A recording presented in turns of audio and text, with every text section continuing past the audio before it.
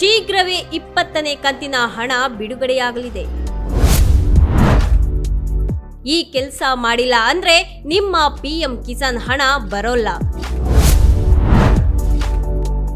ರೈತರೇ ತಪ್ಪದೆ ಈ 3 ಕೆಲಸಗಳನ್ನ ಮಾಡಿಕೊಳ್ಳಿ.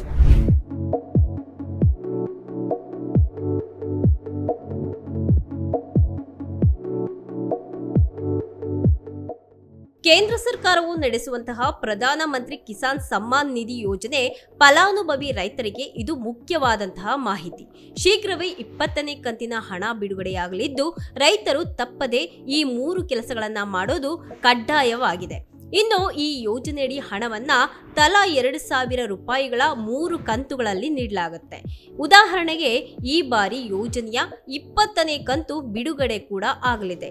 ನೀವು ಈ ಯೋಜನೆಗೆ ಅರ್ಹರಾಗಿದ್ರೆ ನೀವು ಈ ಕಂತಿನ ಪ್ರಯೋಜನವನ್ನ ಸಹ ಪಡೆಯಬಹುದು. ಯೋಜನೆಯಡಿಯಲ್ಲಿ ಅಗತ್ಯವಾದಂತಹ ಕೆಲಸವನ್ನ ಎಚ್ಚರಿಕೆಯಿಂದ ಮಾಡಿ.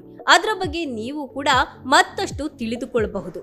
ಆದ್ರಿಂದ ರೈತರು ಮಾಡಬೇಕಾದಂತಹ ಈ ಕೆಲಸಗಳು ಯಾವ್ಯಾವು ಅಂತ ಇದೀಗ ತಿಳಿದುಕೊಳ್ಳೋಣ.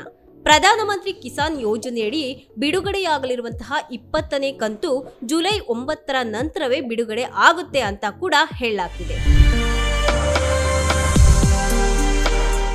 ಯಾಕೆ ಅಂದ್ರೆ ಪ್ರಧಾನಿ ನರೇಂದ್ರ ಮೋದಿ ವಿದೇಶದ ಪ್ರವಾಸದಲ್ಲಿದ್ದಾರೆ ಮತ್ತು ಅವರು ಬಂದ ನಂತರ ಪ್ರತಿ ಬಾರಿಯಂತೆ ಈ ಬಾರಿಯೂ ಸಹ 20ನೇ ಕಂತನ್ನ ರೈತರಿಗೆ ಕಾರ್ಯಕ್ರಮವನ್ನ ಆಯೋಜಿಸುವ ಮೂಲಕ ನೀಡಬಹುದು.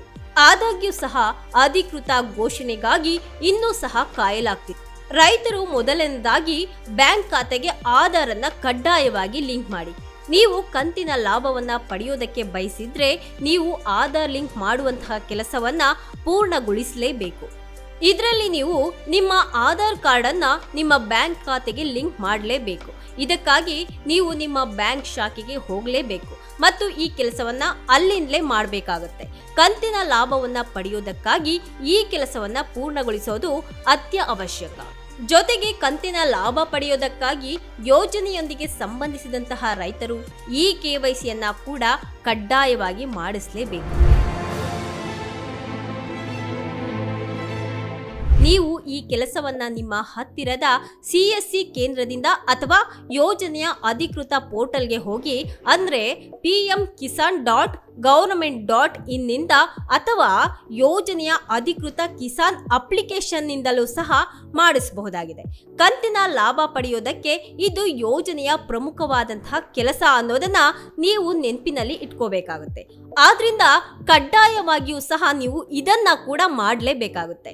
ಜೊತೆಗೆ ಯೋಜನೆಯೊಂದಿಗೆ ಸಂಬಂಧ ಹೊಂದಿರುವಂತಹ ಎಲ್ಲಾ ರೈತರು ಭೂ ಪರಿಶೀಲನೆಯನ್ನ ಸಹ ಮಾಡಿಸ್ಕೊಳ್ಳಬೇಕು.